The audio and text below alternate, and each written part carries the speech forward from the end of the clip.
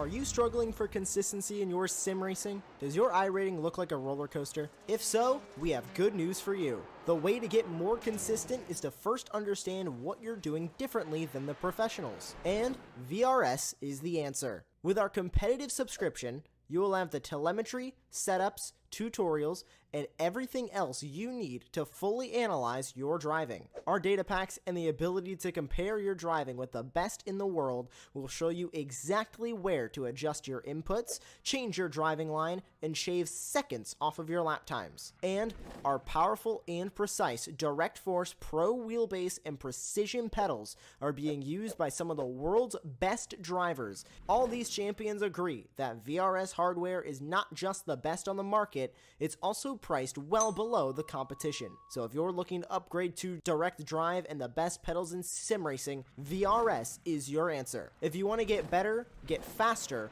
and make it happen sooner rather than later, you owe it to yourself to find out why so many people are switching to VRS. You'll be so glad that you did. Visit www.virtualracingschool.com and learn why the best use VRS.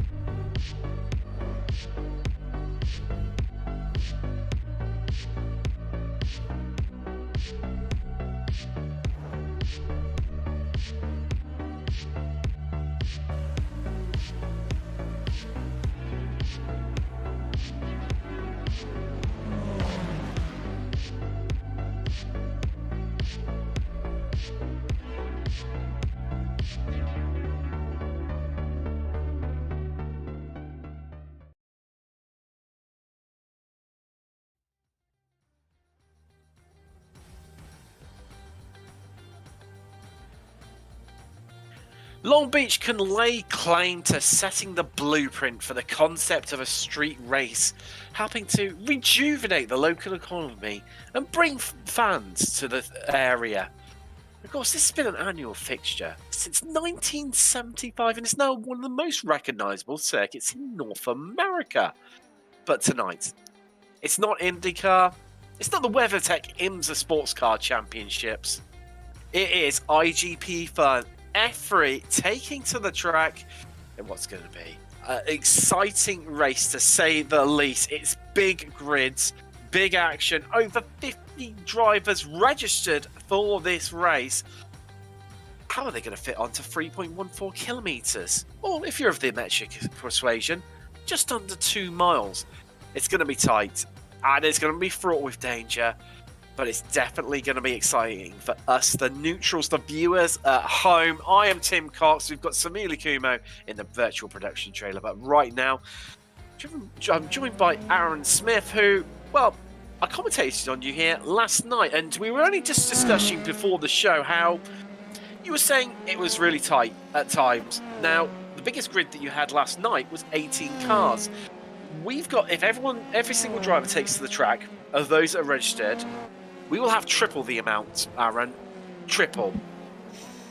Yeah, I genuinely think that had there been safety cars for road racing like this, we'll be in the double digits. We'll have 10s of 20s of 30s. Possibly if red flags were even in the game, then yeah, we'd have a few of those. This is going to be, without a doubt, the most chaotic race of the season. I mean, having watched and been a part of ARA yesterday, I can tell you from a fact that if one person makes a mistake around this track, it's game over for everyone else behind. And if somebody maybe in the top 10 makes a mistake on their first lap, then, well, we're going to see a few roadblocks that may take at least 30 seconds to a minute to clear. And we'll see a few three-point turns, as we were discussing before as well. And I, for sure, cannot wait for this race. It's, well, I mean, you say that, I mean, there's luckily, I think, and very wise agreement when this rule was brought into place. Like, there's an agreement not to make overtakes unless, obviously, if someone falls off the track that's in front of you. on the first lap, and I think it's going to be so crucial. I mean, you see in the top right corner the track map right now, qualifying underway. Come to the closing stages. There's about a minute and a half left, roughly, of qualification, and you see just how busy the track is. And there's, by all means, there's not every driver anywhere near being out on track right now. And Aaron, for me, I think the pinch point, I don't know about you, you will be able to clarify this, being the F3 driver. The hairpin at the last corner on the final lap, the turn one, not too bad, but obviously the fountain as well. Two iconic corners on this track, but two corners where it's gonna be, well, scary if people attempt too wise through there, and if one person has an incident in any of those corners, depending on where they are in the pack, it's gonna cause potentially even a block track, at least not, well, hopefully not a big pileup, but definitely a block track. Oh, 100%. Yeah. Oh, as we see, Glamsetter hitting the wall very hard there into turn one.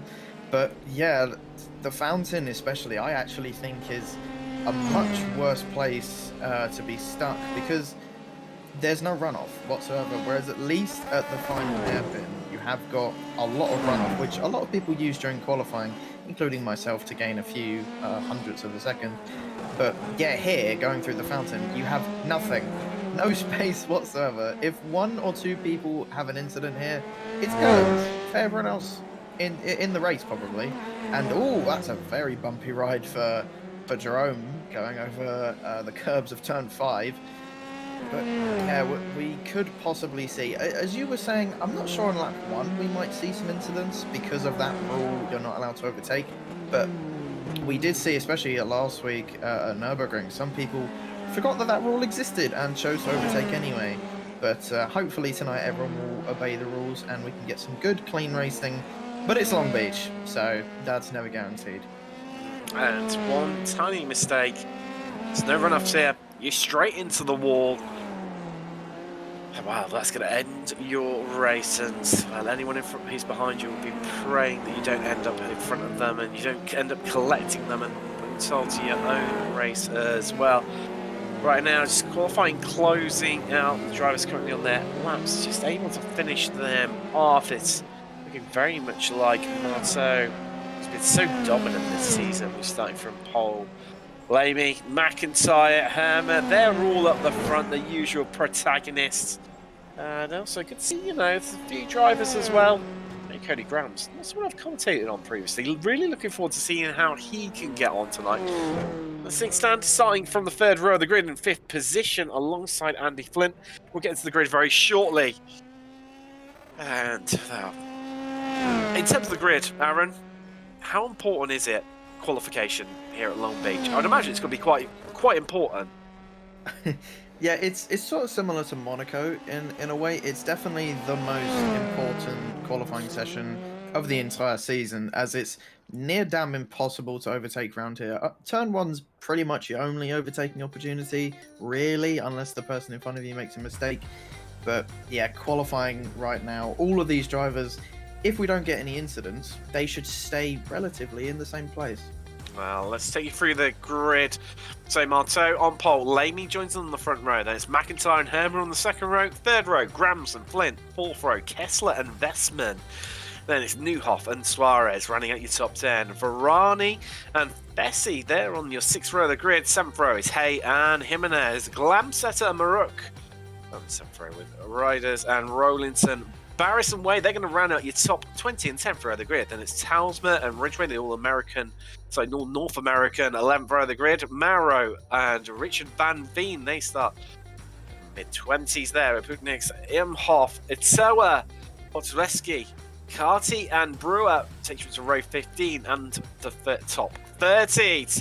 Tomolkins and Malm, Milne, Goyette, Zamota, Potapenko take you up to 36. Then it's Dennis, Breen, Solito, Altlovs, Scanti, Moreno, Cortacaz, Rowlands. Oh, dear grief there. Moroga, Davine up to 46. Then it's Bartolotta, Kakahedi. It's 48th. Then it's Leonard Cherry, not qualifying. Interesting. Likewise, Julio Passio taking out your top 50. Yes, that's right. Top 50, row 25. Then last complete row is Luedo and Lehman on that's row 26 craziness. And Dorian Arroyo will start from the back. The last 7 drivers did not set times. We got through the grid just in time because we are around about 15 seconds away from the lights coming on and going racing here in Long Beach for what is going to be, well, 40 laps of... I think it's going to be either amazing or chaos, but here come the lights. Let's get ready to go racing from Long Beach, and we are green and we are away. And wow, Herma did not get a good start, but Marto and Lamy stormed away off the front of the grid. And they're side by side. I'll tell you what, Lamy looks like he's got the better start. He's just ahead of the wrecking already.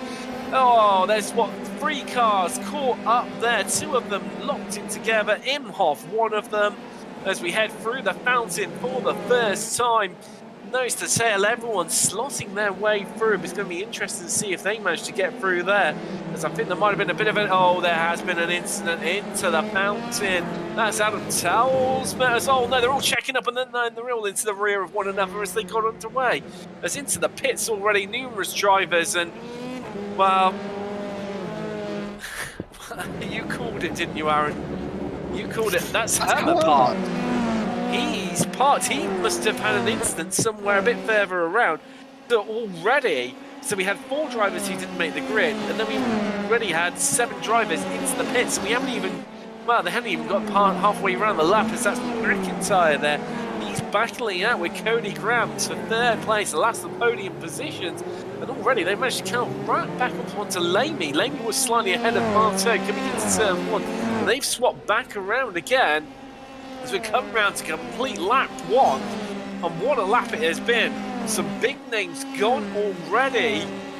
And already starting to see some gaps emerge. The top 2 breaking away. McIntyre having to defend, but Grams went to go round the outside. Couldn't get it turned in, locked up. Elected to head to the escape road.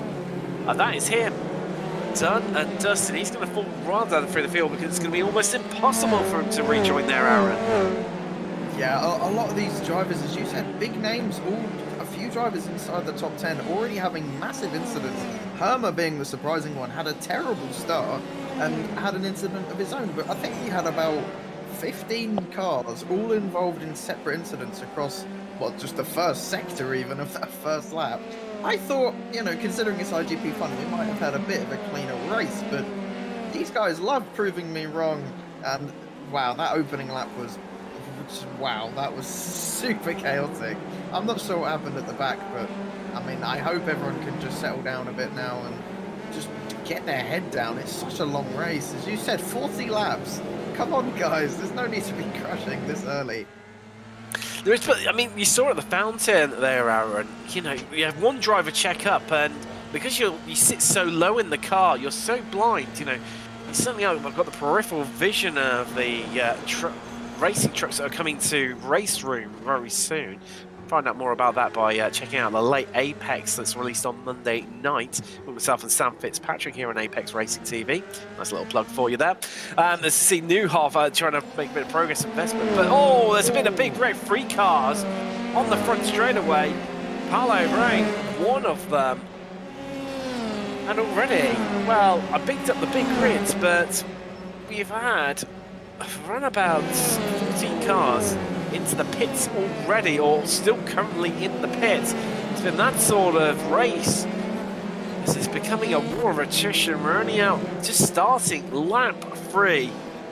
There's Carter Cady trying to make it. Oh, someone going slow on the inside. That's the 24 there. And well, everyone making it through, but they're still going incredibly slow, and I can't even quite... I'm trying to look through my list. There's so many drivers. That is Potapenko, who was trying to let the field through there, and almost tripping everyone off as he's still trying to keep out of everyone's way and let the field come through and rejoin at the back of the pack, I think. Yeah, not easy to let people through around this track. He is trying his best, bless him. He is. But, I mean, yeah... I think only the top 30 were not involved in any incidents whatsoever, but the field is already incredibly spread out. From about 22nd back to 23rd, it's about, I think, 10 seconds, which, I mean, that's incredible already. We're only on lap 4, and the field is already spread out more than we've seen most of this season. And these guys really love proving me wrong. That, you know, I thought they'd be clean, but no, they all decided to crash into one another. But I mean, it's still a long race, incredibly long. The most amount of laps we have all season, 40 laps, over double what it is on the official series. It's about 18 laps in officials. So it's double what we normally have and some. So these guys are going to have to think about tyre wear, other people around them, keeping it out the wall, of course. These guys have got so much to think about, and yet they're already crashing into one another. I mean, we do have 5th through to 12th inclusive, who are pretty much nose to tail, an average of about half a second between each of those drivers. So as much as there are some big gaps out there, I mean that's realistically the closest large group that we have. Normally by this stage they're still pretty much in one long train, with the top few breaking away. So we ride on board with Kenzie Newhoff. Vestman are getting very up close and personal with the walls, but that's the trick around here, isn't it, Aaron? You know, you have to get as close to the walls as physically possible without just stepping that millimetre over and touching them.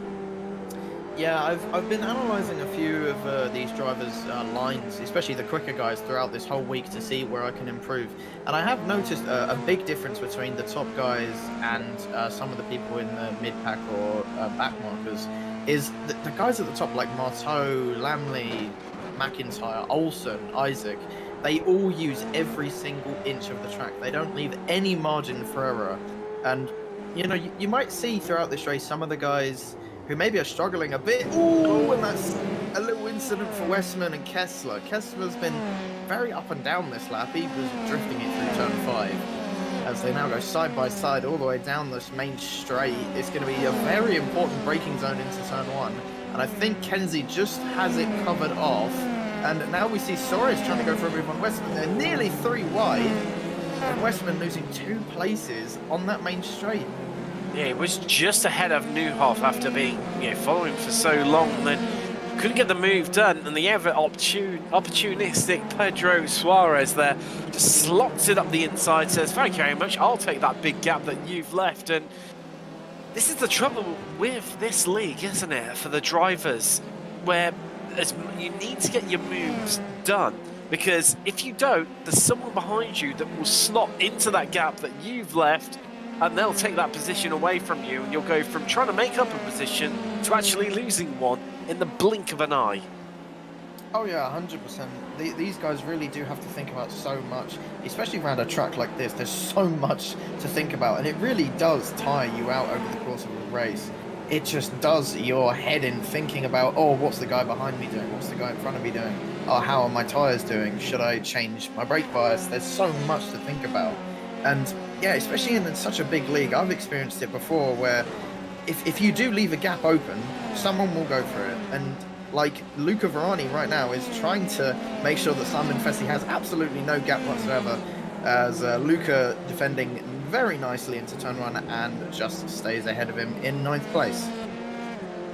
Well, these lovely shots that our producer Samir is providing. It's also encapsulating the battles going on behind him between Jimenez and Hay, as that's riders just going a bit slow there. I think he might have had a little bit of a micro incident potentially, or scraped the wall. They are looking in a pretty good shape right now. So he might have got away with that one, as you can hear the clatter of the cars hitting the bumps as they find every little inch of tarmac and make the most use of it, as this is the battle for 27th. And well, that is Miroga getting past Julio Palacio. These guys really have benefited, haven't they, from these early incidents, because they've made up a plethora of places. Max Bartolotta, he's up in incredible 24 in 23rd place. Leno Cherry just ahead of these two, he's up 23 places. Palacio, he started right at the back, he's on incredible 22. Having started 50th, yes, 50th. That's how big the grid is if you've just joined us right now. Also, in terms of confirmed retirement, Imhoff, Hermer, Carty, Grams, 2 big names there in Hermer and Grams, losing those guys. Moreno, Talsma, retirements, 6 official retirements. Other drivers have got back up and running again, but they are at least a lap down, nearly 2 laps for some of them. Not what they would have been hoping here. As we see, Leonardo Cherry elected to, well, didn't set a time in qualifying. Bit of a strange one for him, as you see, well, not that he really seems to need it. Dispatches a Patrick Rowlands there, about as clinical as a brain surgeon is with his scalpel. And up the inside, Leonardo Cherry, thank you very much, and he's off again. And well, it's got a big old gap though to try and make up, because Soleto is the next driver up the road, and he's about 9 seconds up the road. That's a big old difference. And talking of big old differences, Marteau leads 2.5 seconds after 9 laps is the gap between himself and Jerome Lamy. I mean, Jerome Lamy is no slouch whatsoever, is he, Aaron? And it just shows that Marteau, he's just that cut above the rest, isn't he? Yeah, Marteau really has shown, especially last season and this season in IGP, that he is a force to be reckoned with, and he has moved slightly away from the Formula 3 car in recent times, but nevertheless he's still just a man to go to if you want to be quick in this car. And he's proven time and time again that he is just a step above everyone else in pretty much every single way, in terms of saving tires, in terms of car control, in terms of racecraft. He just is the bee's knees. And side note, actually, I think, speaking on tyre wear, I think Marteau is saving his tyres a lot more than you'd expect in an early part of a race, because going through turn 1 on the last lap, I saw his front brakes glowing quite a bit, which could suggest he is running quite a big brake bias towards the front, which means he is saving his tyres already, which is a smart thing to do, as throughout the entire week he's told me he's been struggling a little bit with tyre wear. But yeah, he is using every single part of the track right now, every inch, and occasionally scrubbing the barriers a little bit. I say, rubbing is racing, and well, it's going to have a bit of a few challenges right now, because just this large grid, he is coming up onto the rear end of the traffic. As I mentioned earlier on, this guy's being caught, and making it a bit easy for our leader right now to try and navigate his way through this field as he's trying to find these pockets. And it's one of these things, isn't it, when you're leading, that it all seems to come to you so much more easier. Plus, I'm sure, you know, the drivers behind see on their relatives that leaders coming through, so they tend to be a bit more compliant than if you're in second or third or fourth, or especially, you know, much lower down the field. Oh yeah, definitely. I mean, some of these guys really, I mean, it surprised me sort of in these opening laps. I mean, you've had some of these guys like Samuel Herbert. A little bit of an incident at the fountain. That's a lapped car. That's the 747. Ooh, getting very loose. Some motor from Zoltan's motor there. That's all darting out the way, and looks like he's parking that one, and that's could well be him. Done dusted, another retirement. Is looking good for him. So we see from the track up on the right-hand side of your screen right now, viewers, that just how packed the track is, congested, especially in certain places. Certainly in this battle, there's still looming large Kenzie Newhoff in 5th, and he starts off this long train that ultimately they have compressed up a bit more. It ended pretty much at Alistair Hay in 12th place, but I mean, realistically, it goes all the way down to Ridgeway, the American, in 16th place. Richard Van Veen currently in 17th. He's a little bit behind, and you know, probably couldn't quite count him as part of this, but even so, he's still only 2 seconds behind these guys, as that's Ferrani and Fessy still at it between the pair of them, not helping themselves, and starting to fall away a little bit back behind Vestman, who is ahead of them, and also backing themselves up even more so to Jimenez and Hay. They're going to be right into this fight and looking to pick up some scraps from, well, these two battling one another. Yeah, just a little point on the gaps, as Sora's trying to eye up a move on Kessler in front of him. But yeah, on the gaps, you do have to remember it is a very short lap time around here, about a 1 minute 13, 14 on average. So those gaps will be a lot bigger than they actually are I mean, you've got a gap like Marteau and Lamley. You've got 3.2 seconds. Maybe on a different track like Nürburgring, that could be maybe 4 or 5 seconds. Because there is absolutely no margin for error around here, but it is a very short track. And I believe it is one of the shortest on all of iRacing, actually, in terms of Formula 3. But yeah, just some of these gaps starting to spread out a little bit. This fight here, Westman and Varani trying to sort of break away from each other now, as Varani holding up a few guys behind him, Fessi and Jimenez, as that's Alistair Hay in the wall. Not sure what's happened to him. Let's take a little look at the replay to see if this can give us some answers. Does he run it in too deep? Well, missed the apex a little bit and then lost around the rear came, and that was it. One-way ticket to the barrier, purchase. Whacked it with the left side of the car, and I think that is another retirement to add to the list. Another name to cross off from the driver entry list with a big black marker of doom. So hey, the latest victim of the walls here in California at Long Beach. And what was this four-way fight between Newhoff, Kessler, Suarez and Vestman? Oh, I'm missing one more driver. No, sorry, he was part of the train behind Varani, Fessi and Jimenez. Down to a three-way battle for 9th. Whereas it was a four-way battle, but this is where it's getting really tricky now, and this midfield pack where it is very congested, Aaron, they're all coming across the back markers, and it could be really fraught with danger this moment in the laps, and you could gain a lot of time depending on where you meet them, which corners, because so many of them, there's only one line through here, isn't there, as you spoke about earlier. Yeah, some of these corners, when you come up to a lap car, you do just sigh. It's like, oh, for God's sake. You know, you come up to these lap cars, obviously it's not their fault, some of them being in incidents, but these lap cars are going to have to play it smart and let these guys through in a sensible place, like what Ben is doing right now. He's a good example of what these lap cars should be doing, getting out of the way in good time for these guys to not be interrupted, as I think I just jinxed myself. Jimenez round. And that is, oh, that's down at turn 1, isn't it? I think I may have jinxed myself because I saw them going side by side into turn 1. Let's get a replay and see if I did jinx myself. Jimenez was all by himself. He wasn't part of it. Well, looks actually no. There you go. It was the back marker, just unnerved the Spaniard, and well, locked up the rears. Around he went. Oh, that is Darren Rollinson around, and that is the retirement. That's looking like another name crossed off the list. That's another Shih car out as well. Not a good day for them, and that's another incident for Cortacas in 31st place. Same corner as Alistair Hay a lap ago.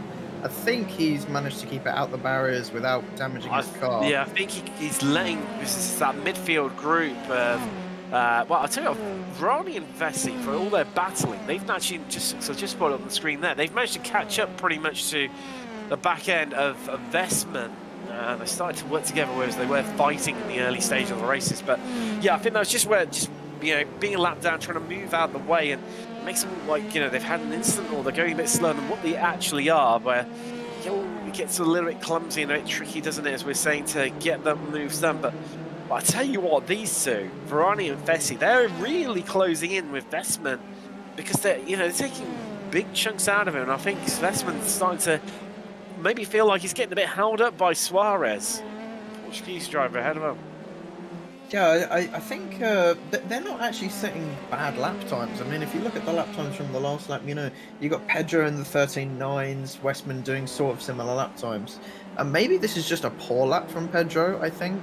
I wouldn't expect them really to have caught up this much, because the gap is at 6/10 now, whereas the lap previous was, well, around about a second or two. Yeah. I'm not quite sure if it's just been a bad lap, but I mean, Varani is staring at the back of that Dallara F3 in front of him and is gonna hopefully try and find a way past. I think probably it's a part of this that's played part of this story is where they've caught traffic at the wrong moments, where they, you know, oh, hold on, that's two people off. That was a coming together. Neuhoff. Yeah, that was Kenzie Newhoff, and I didn't quite clock who the other driver was. I think that was a back marker. I'm not Was it Stuart sure. Mill? Let's have a look. Oh, Oh no! no, no, Oh, no, no, no.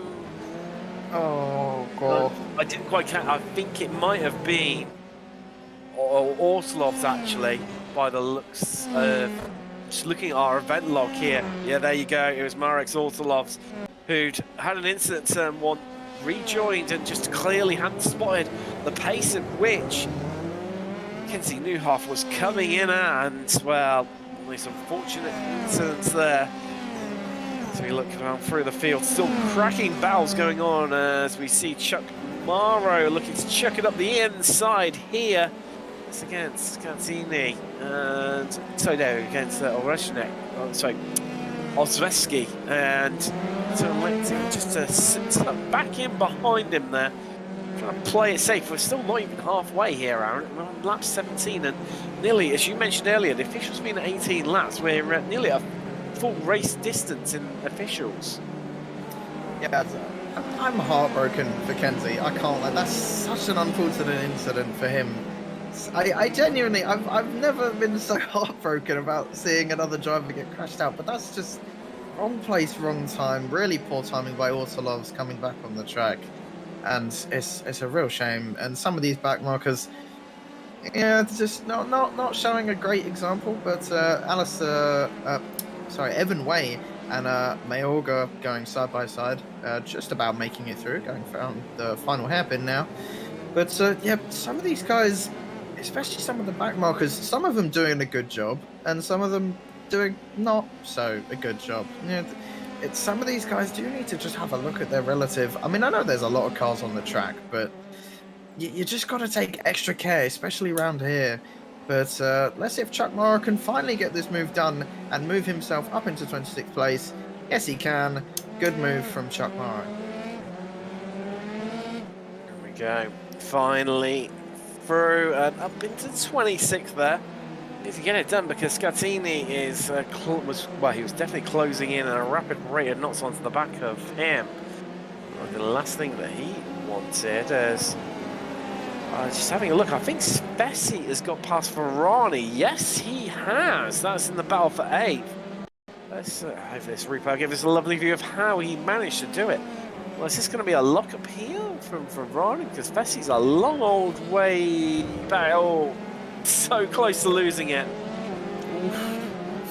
Going side by side into that fountain gave me a little bit of a scare, but I mean, these guys, especially Luca's a very clean driver. I mean, he runs the league, so it wouldn't surprise me. Yeah, he chose the smart choice, just let Fessi go. Too much of a mistake into turn 1, and I think he just, going into that corner, I think the car was a little bit out of shape, and on the exit, the rears just gave up on him. But now, as we head on to lap 19, for some of these drivers who may not have been practicing for this race distance in IGP, it's unknown territory for them now. They have no idea how these tyres are going to feel. It's past the officials, and that's an incident for Saletto going into the pit lane. Electing for new tyres, maybe? I mean, that's going to lead on to my next question is... yeah, I think... no, that was too quick. I think that was a fast repair. Yeah, that was way too quick. I think coming into the pits, I think I saw he had a little bit of front wing damage. But he's just taking the fast repair, which I do agree that there should be a fast repair in this league. It's a long race. Allow people a second chance and get back on the track and get racing. As Jacob just being overtaken, letting, I think that's McIntyre through. Already some of the lead cars catching up to the back of the pack. Only up to 27th place as well. Very, very quickly have these guys caught up already. And it just goes to show the pace difference between the top guys and some of these guys at the bottom, and that's getting very close. That's made me a little bit nervous there. I thought Mayorga was gonna maybe punt McIntyre off, but and look at that, Jacob being very opportunistic and makes his way up into 26th place. Very, very good move from Jacob.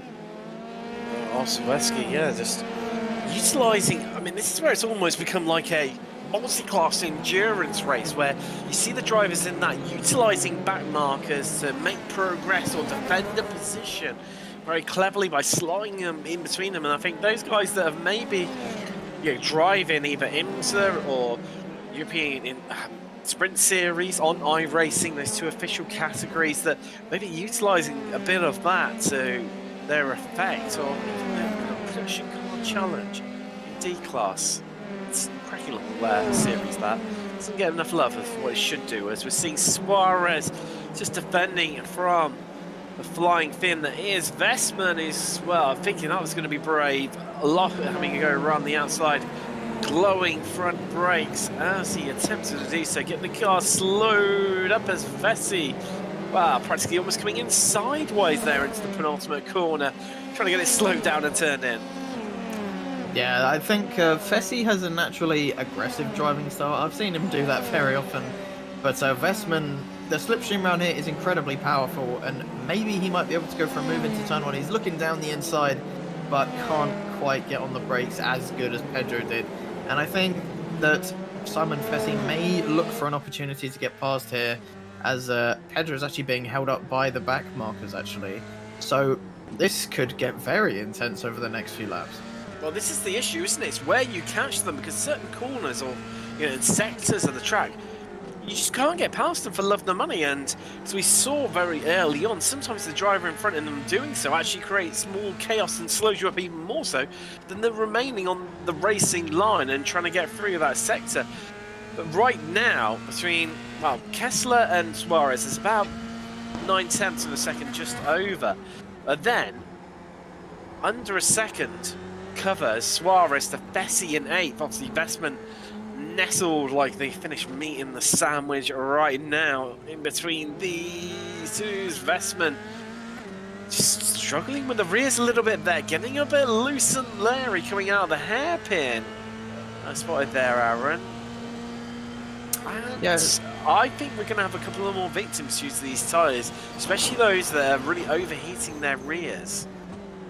Yes, that's why the top guys like Marteau, as I was saying earlier, saving those tyres is a bigger part of the game. As 40 laps on one set of tyres is hell, and this is another awkward place to catch. Oh, that's very, very awkward, as Vessi gets very close to Westman, and Potapenko really has to move out the way for these guys, and it's getting very close, and they got held up so much, and Vestman's lost so much time to Pedro. I mean, look at the gap, it's like 1.1 seconds now.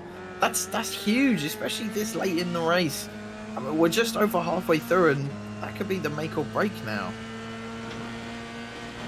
Could well be indeed. It's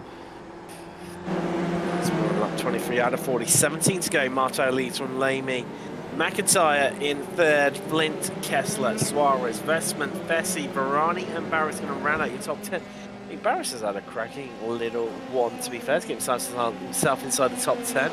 He's on 9 places, currently your biggest position gainer. That one goes to Max Bartolotta, the Italian, in 16th. Just a casual 31 places, as you do. Nothing too over-exaggerated there whatsoever. He's on an absolute fly. Obviously being aided a little bit by incidents and retirements that have happened in front of him, but you've got to be there to take those opportunities when you present them. He's still got his name in the game, and that's why he is up so many places. And I tell you what, wow, this new honourable mentions to a few others. Palacio, he started, of course, remember, down in 50th. He's up 29 into 21st, which is still, you know, frightening amounts of places either way, as we see Kessler right now with Suarez hot on his heels. And Shane Vestman just dropping that little bit back and just getting caught up in that traffic. I know we've spoken about it a few times, but it's really, really playing a part in the tail. But so much racing left to do. Could come back into play. These gaps are going to ebb and flow left, right and centre as we continue to complete this race. In some ways, I'm surprised with Marteau that the gap is only 6 seconds. So, you know, he was about 2 or 3 seconds clear after 9 laps. And he's only, you know, yes, he's managed to extend it, but not maybe by the rate that more of us were expecting him to. Well, I think that's more or less he doesn't need to push as hard as he has to, because Very true. I mean, if you do over push the car around here, especially with these old tyres, you're you're going to end up in the wall and it's going to be game over. So Marto has a nice, comfortable gap, about 6.5 seconds. And yes, he's still going quick, but I imagine he could be going quicker. And he's probably just saving a little bit. And he's probably at about 98% right now. Not quite 100%. As I think something happened to Steven Riders. Yes, he's around. I think that's turn 6. You are right there, Aaron. As he tries to get the car turned around, he needs to light up the rears and flick it around. There you go. He has done so. Let's take a peek at what's happened to Steven then.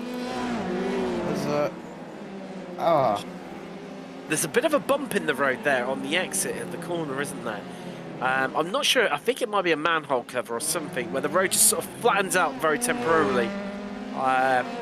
It's a little bit of a ridge, and I know myself, I've lost it over there many a time, which just really unsettles the car.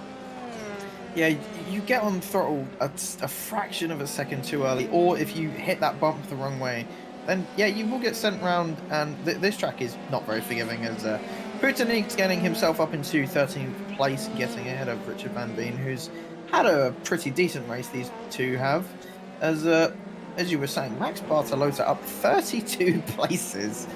That's one of the biggest movers we've ever had in IGP Fun. That is an incredible result, and I don't think that's going to be it. I think he could possibly get himself up into 13th place and get up 34, maybe even more places. We shall find out. But so far, he has put on an absolutely stonking performance so far, and I can't wait to see how it turns out for him. Well, as you mentioned earlier, it's all about the battle of who's got what left in their tyres, isn't it, really? And who's managed to conserve them better than others. We have got still a good portion of racing left to go. Knocking on for 3/4 race distance. 26 laps currently completed out of the 40. With Marto leading from Lamy, McIntyre third, Flint, Kessler, Suarez, Vestman, Fessy, Morani and Barris running up those top 10 positions. Still lots of places up for grabs though. You say Bartolotta, he's just got past Van Veen for 14. He said he'd climb potentially another place, and he's just managed to do that. I'm just behind him. There's Ridders managing to squeeze his way past North American Matt Brewer, coming there and dropping down a place. Wow. Where do we begin to try and unpack this one? It's been a massive race in terms of your retirements. Well, there's been retirements aplenty. Imhoff and Hermer and Carty, we all lost them on the opening lap. Lap 1 saw Grams and Moreno exit the race. Lap 3, Talsma, he retired. Carcady, he lost him on lap 7. It's a motor on lap 9. Lap 11, that was Reed Dennis. And then we lost Alice Hay on lap 12. Lap 13, we lost both Orsolobs and Rollinson. Kenzie Newhoff, he retired the car on lap 15. Lap 21 was Martin Devine, and Potter Penko, we sadly lost him on, well, a couple of laps ago. He's retired, looks like he's retired the car. He's heading into the pit lane for a second time this evening.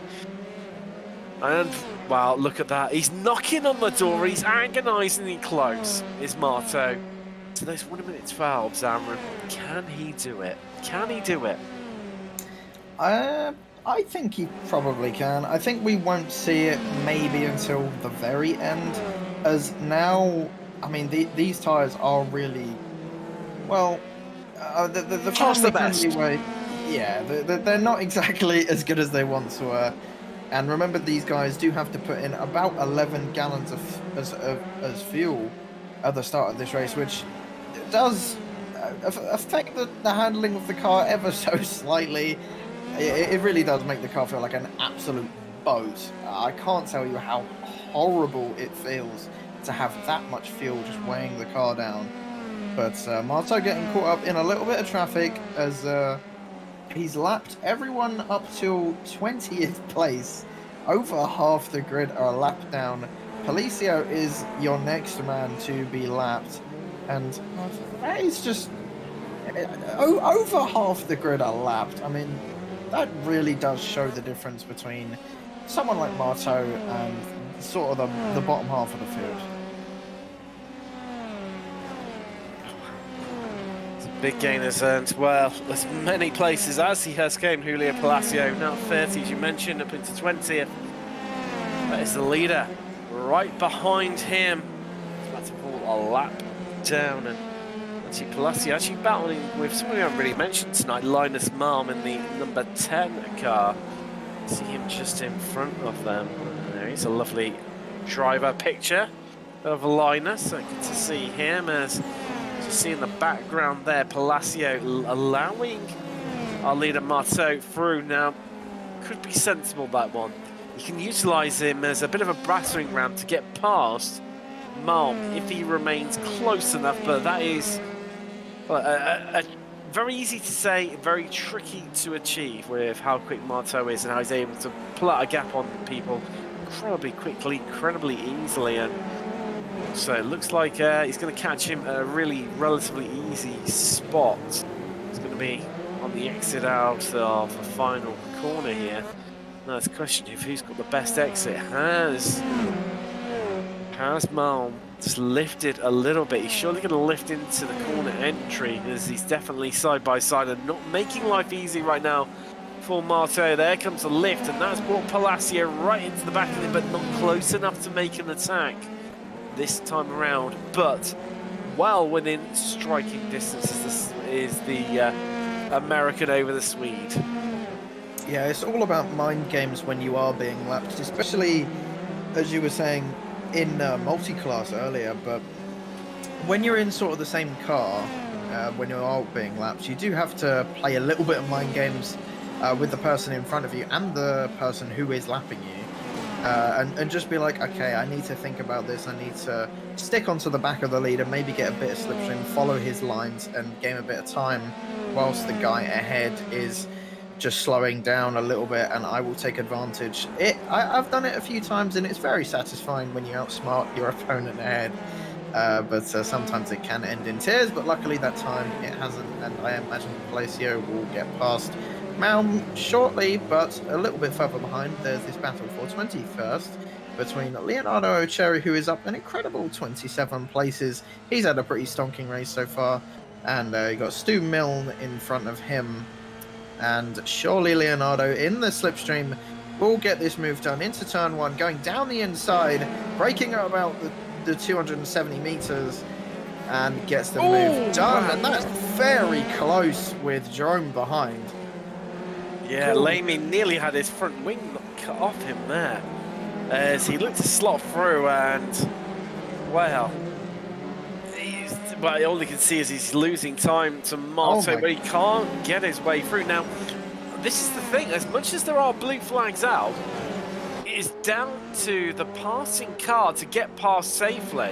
It's not like F1 where they have to jump instantly out of the way. Milne does move over there. I mean, to be fair, he was in the more challenging parts of the circuits where you can't really move out of the way. As that's Bottalotta into the pit. He's got front wing damage.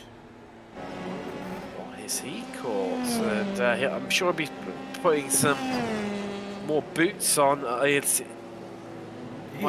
he's got front wing damage. Look, where could he caught? A graze with the wall, maybe? I don't know. I'm not quite sure what's happened. Yeah, it takes the fast repair. That's a bit of a shame. He was up into 13th place, and he's probably just gone ever so slightly wide at some corner on the track and has just tapped the barriers. I'm going to guess probably turn 5, as that's where usually you get the most front wing damage from.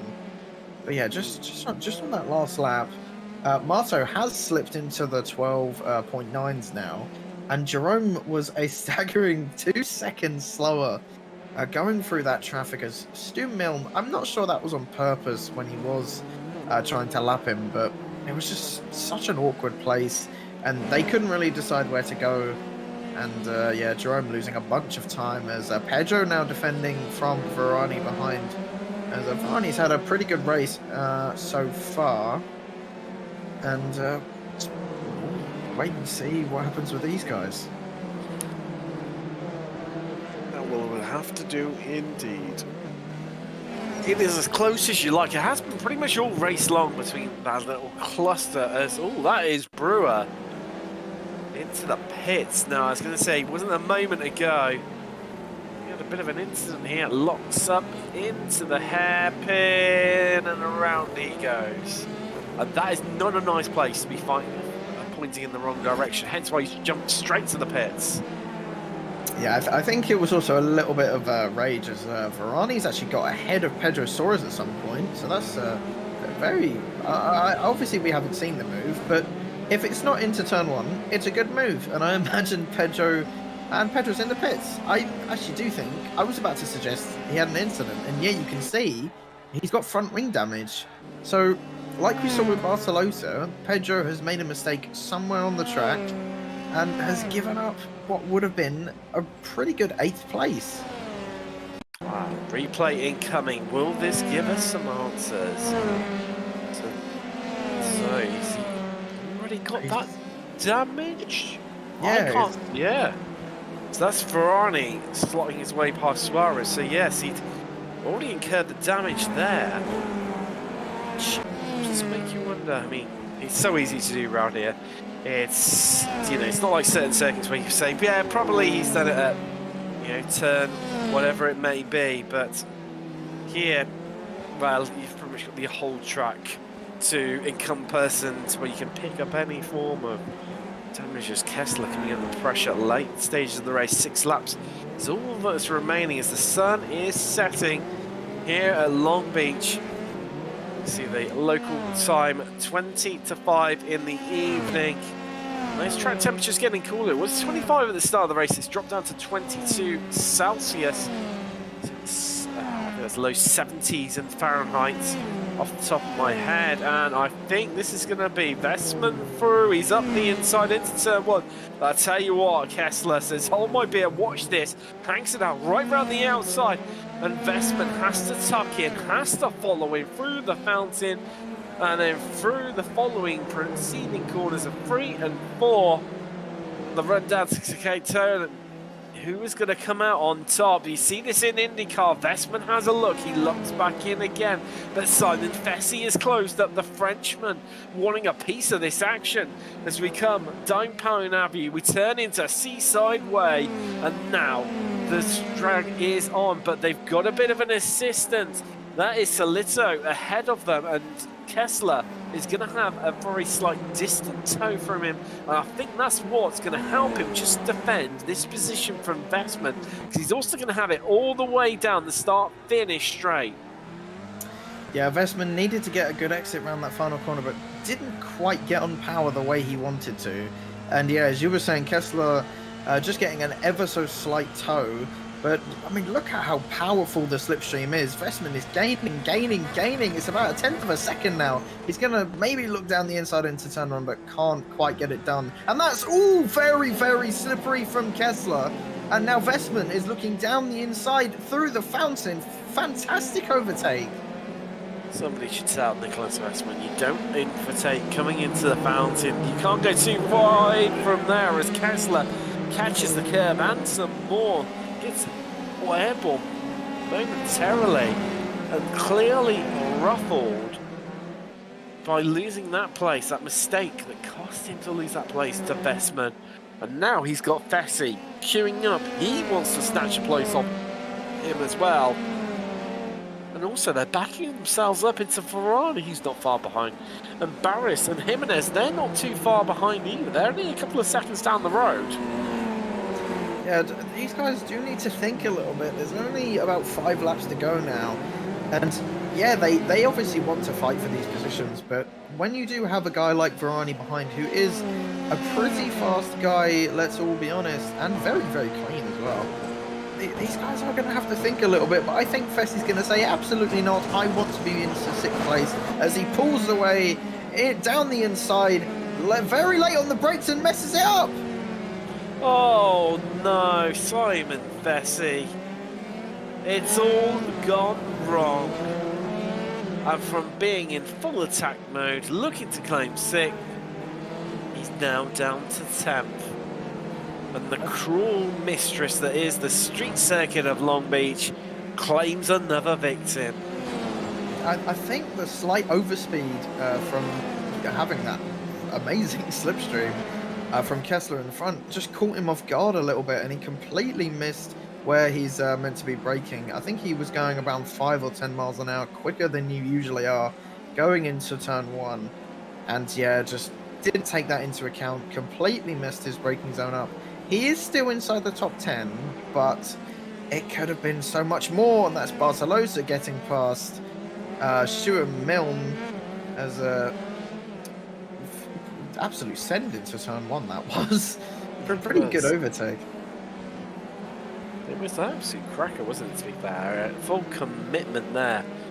Sometimes that is what's required to get the job done. Bit of a sluggish hammer to crack a nut, but sometimes it's just the most effective way. As we've got a little battle going on here, all over 21st. Milne and ahead of Way as we turn onto Seaside Way, funnily enough. And drag it out. Oh, I love the puns with Evan Way. He can't escape them, but he's going to go for an opportunistic move. We don't see moves around here very often, but he's got it done. Very good overtake from Evan Way. It's surprising, really. I know it's a bit quicker than what it looks that corner, but you know, it is a big braking zone after a long straight. It amazes me now. There's not really more overtakes around there, Ram.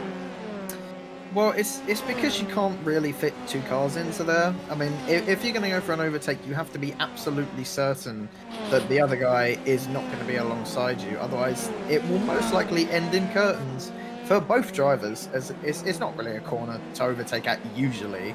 But as you were saying, it is fairly hard. You go all the way down from 6th to 3rd gear, so it's fairly quick, but it's a lot harder braking zone than most of the corners on this track, actually, which is very surprising. But yeah, nevertheless, got the overtake done, very clean, and no complaints here from any of us. It was a very clean move, as the 2 teammates of Victor Barris and Tony Amena now battling out on these last few laps. This could get very interesting between the 2 teammates. We are. I mean, it has escaped me. I'm not too sure whether laps have suddenly crunched down. We've got 2 laps left remaining here at Long Beach. Smarto has just come out to start lap. I don't know, it's a lap 39, so we've got this lap plus another. Whoa, that is Kessler. Kessler. His day has gone from bad to worse. Finally, Simon Fessy gets past Kessler, but not quite how those 2 would have planned or felt it should have happened. Still inside the top 10 though. That just, again, it shows the gap between these guys and the pace difference between them all. You know, you can have a spin, possibly hit the wall, and you'll still be inside the top 10, as we've seen from Fessy and Kessler.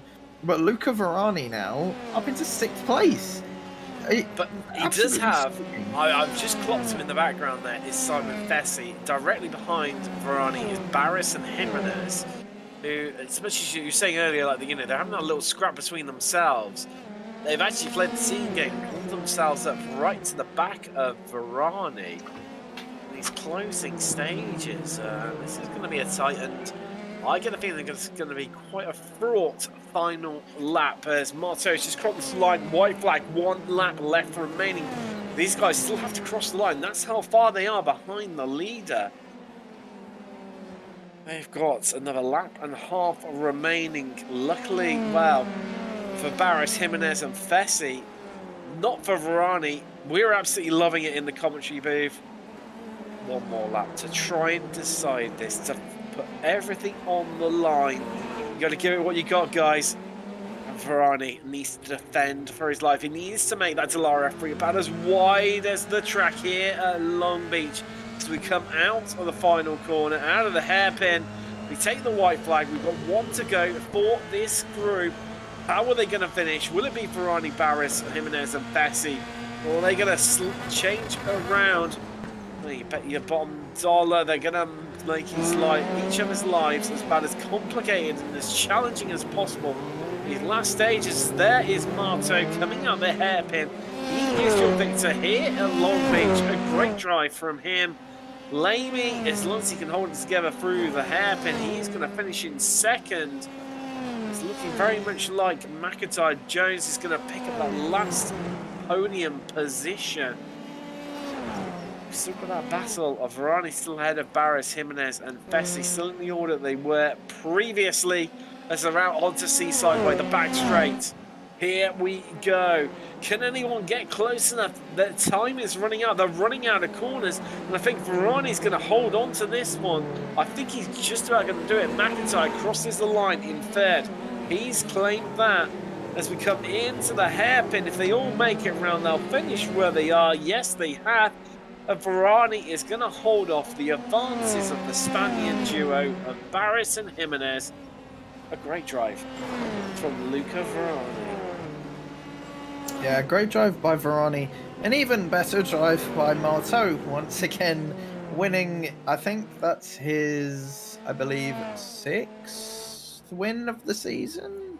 I believe 5th or 6th. Either way, amazing race from Marteau, as always. I feel like this is something we say more or less every single week. Marteau once again proving that he is top dog in a Formula 3 car. And yeah, not really anything anyone could do. He lapped everyone up to 13th place. Take your hat off to Marteau. That is, when you have about 53 cars, lapping everyone up to 13th is, well, it's something you only see the top of the top drivers do, as Marteau doing donuts. It's not a bad day at the office, I think is a good way to describe that one. And I'm sure we'll get a chance to have a little chat to him in a bit. But waiting for the last few drivers to come across the line, then we can bring up some classified results here from California at Long Beach. There they are, confirming Marteau is your winner by 8 seconds in the end over Jerome Laney. McIntyre picks up third, and his top 3 having very lonely races. Flint, didn't mention him all race long, a great result for him in 4th. Yeah, I think we featured him even less than the top 3, who we didn't really see much of at all, if anything, really. Vestman picks up 5th. Varane, he held off the advancing Spaniards of DriveX Esports, Barris and Jimenez, to finish 6th, with those other two finishing 7th, though, for respectively. Fessi, 9th. Kessler, that late on spin, cost him dearly. He finished 10th. Then it was Ridgway, Putnix, and Suarez, the last drivers to finish on the lead lap officially. That's 13th place for Suarez. Then 14th, Richard Van Veen, Redders. Julio Palacio, he had a cracking race. In the end, up 34 places. Then it's to Mulkins and Leno Cherry. Likewise, he had a cracker. He was at 31. Bad day at the office. Evan Way and Linus Malm, they're going to run out your top 20. Then it's Max Bartolotta. If it hadn't been for that incident, he would have finished much higher up. Milne and Chuck Morrow, Patrick Rowlands, the last driver to finish 1 lap down in 24th. Then 2 laps down, it was Maruk, Morega, Brewer, Osveski, and Goyette is 3 laps down in 29th, and likewise Paolo Brame running at your top 30, and Quarter Cass also 3 laps down. And then we're starting to get into retirement territory here.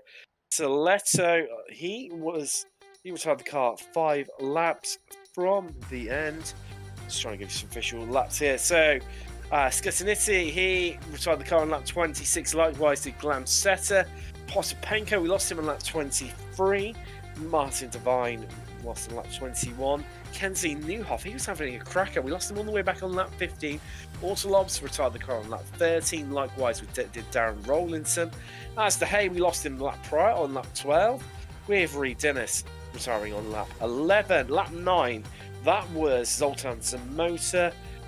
Kakakady, we lost him on lap 7. Talsman on lap 3.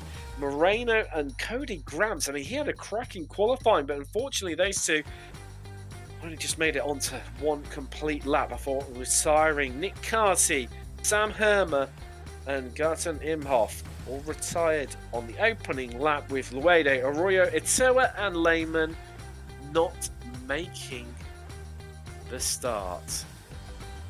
Wow.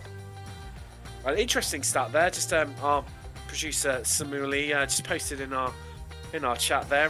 Palacio gained 34 positions and still got lapped.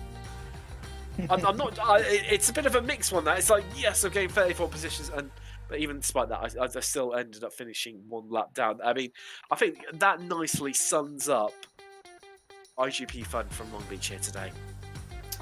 Yeah, it kind of just tells a story at 2 different sides. You had pretty much everyone inside the top 10, I'd say, pretty much around sort of the same pace, all battling with one another.